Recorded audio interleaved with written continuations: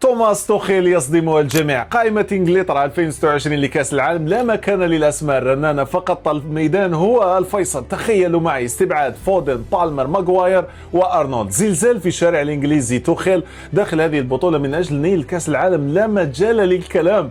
تخيل معي توخيل استدعى 9 لاعبين جدد لأول مرة يا جماعة، يعني ضخ دماء جديدة وجيعان بطولات. الدفاع ثورة تكتيكية.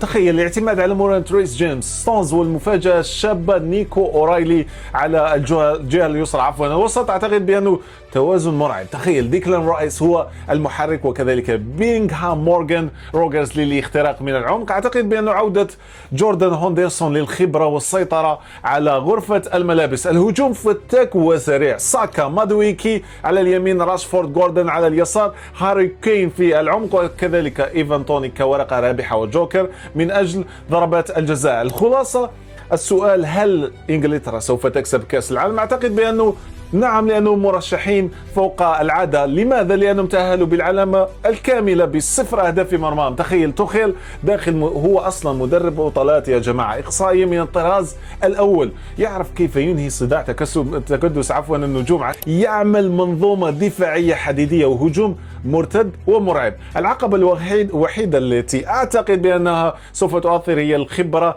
أو قلة الخبرة للشباب المستدعون. تاريخ الإصابات لبعض الركائز مثل ريس جيمس ربما سوف تغلط الحسابات أكثر على توخيل.